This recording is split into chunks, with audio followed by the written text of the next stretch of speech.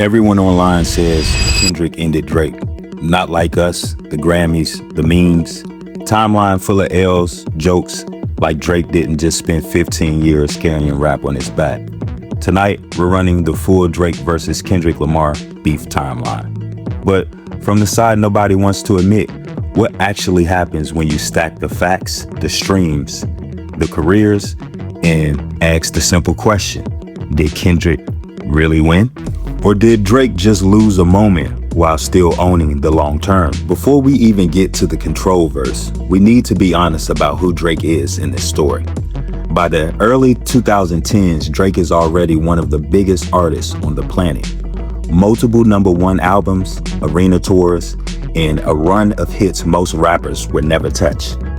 He's breaking records for digital singles, streams, and certifications. When Kendrick steps into the picture, it's not just two rappers beefing.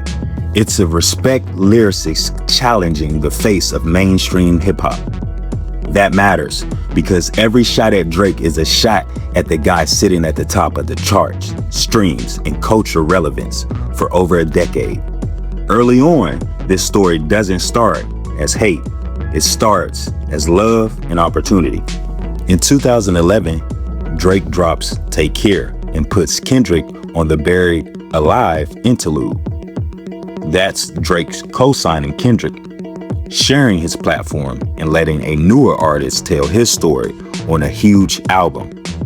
Around this period, Drake is already headlining, while Kendrick is still climbing. From a factual standpoint, early on, it's Drake extending a hand, not the other way around. In 2012, they cross paths more, show mutual respect, and the narrative is still Drake is the superstar, Kendrick the promising lyricist. If you ask back then, who's the best rapper of this generation, a lot of people would say Drake without hesitation. Then we hit 2013. This is where the competition hit the surface. Kendrick's verse on Control drops, and he name checks Drake along with a bunch of other rappers. It's a competitive call out, not a straight diss, but it lights the culture up. A lot of people act like Drake got killed on that song, but Drake's response is calm.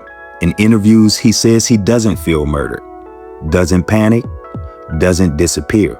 Instead, he keeps releasing hits and dominating radio while everyone else argues. That's a key pattern in this story. Kendrick wins moments in the conversation, but Drake keeps winning in output and success. After Control, Drake drops more big records, more huge tours, and continue his run. We don't see his numbers dip. We don't see his career stall. The Cold War starts.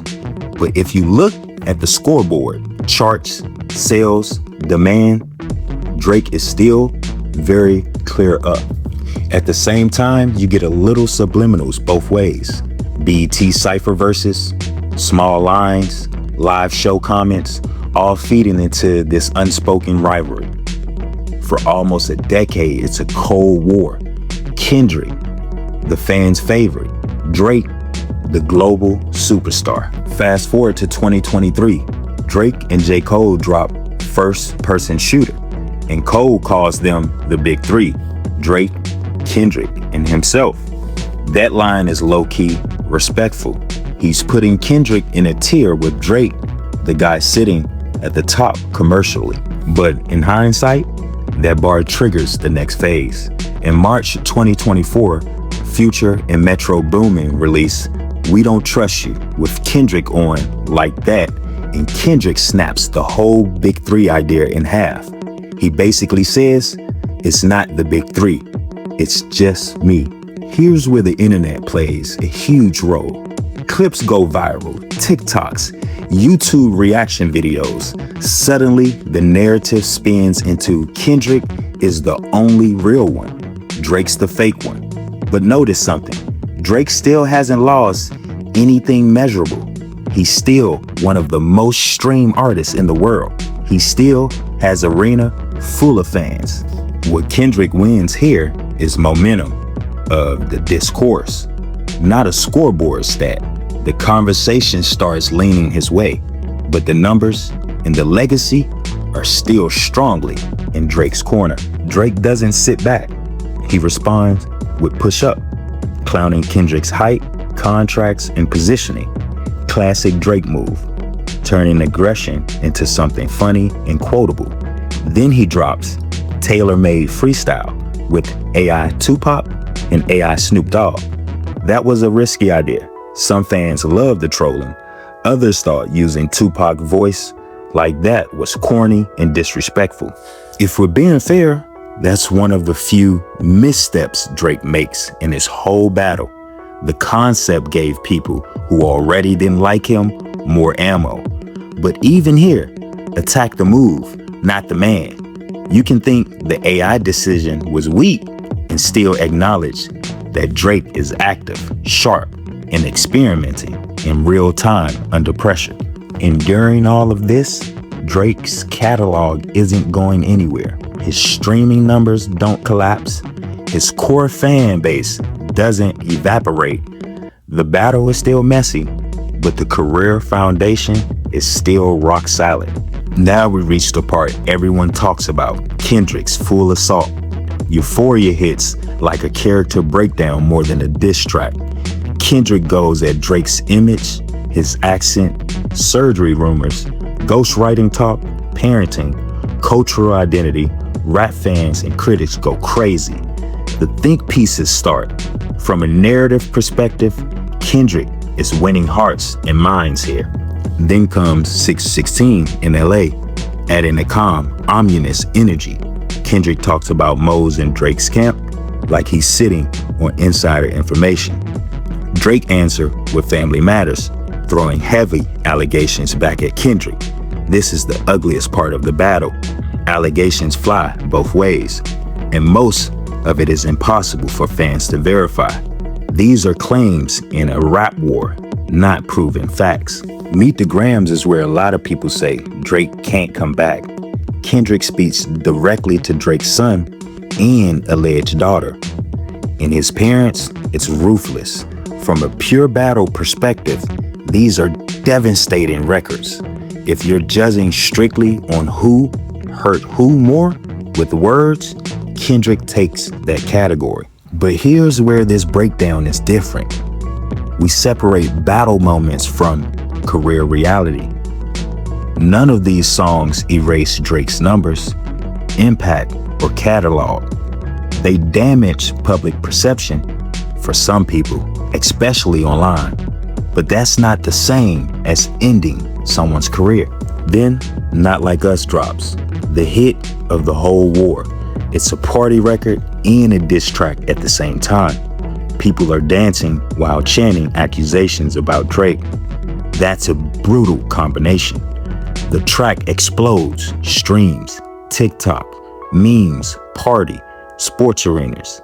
Then the Grammys comes, and Not Like Us walks away with major wins. The industry literally crowns a diss towards Drake as one of its songs of the year. If you only look at that snapshot, it looks like Drake got washed. The crowd is singing along. The jokes are flying. The narrative is very pro-Kendrick. But ask yourself two questions. After all that, is Drake still one of the most streamed artists on earth? Yes. Did his catalog suddenly stop mattering? No. A diss winning a Grammy is massive, but Drake still has more hits, more commercial success, and a longer stretch of dominance. What most people forget is the fallout. Behind the scenes, this beef isn't just about songs, it spills into real life. There are reports of Drake dealing with safety issues, shots fired near his home, and him eventually going after a major label in court tied to how all this played out. The war just doesn't live in lyrics. It shows up in scrutiny, lawsuits, and how both artists move after. So when people say Kendrick ended Drake, they're talking about a feeling, a moment, not the full picture. Kendrick absolutely won the narrative battle of 2024. The diss run was legendary. The culture energy was on his side. And if we're scoring pure battle rounds, Kendrick got the better of Drake in this era. But when you zoom out and ask, who has more chart hits? Who has more certification and streaming records? Who had more consistent 10 to 15 year run at the top of the game? The answer is still Drake. So the real answer isn't Kendrick destroyed Drake or Drake washed Kendrick. It's this. Kendrick won the battle of 2024. Drake still arguably wins the career war. At least for now. Both things can be true. If you search Drake versus Kendrick, who really won? Or Drake-Kendrick feud explained and ended up here, you just got the full rap beef timeline. The music, the lawsuits, the Grammys, the stats, and the culture. Not just the memes. Now it's your turn. Who do you think won the music battle? Purely the diss tracks. Who has the better overall career so far? Drake or Kendrick? And what beef should we break down next? Drake and Meek Mills? 50 Cent versus Ja Rule? Or Nicki Minaj versus Cardi B? Drop your answers in the comments. Hit like if you want more unfiltered breakdowns and subscribe so you don't just get the narrative, you get the full story.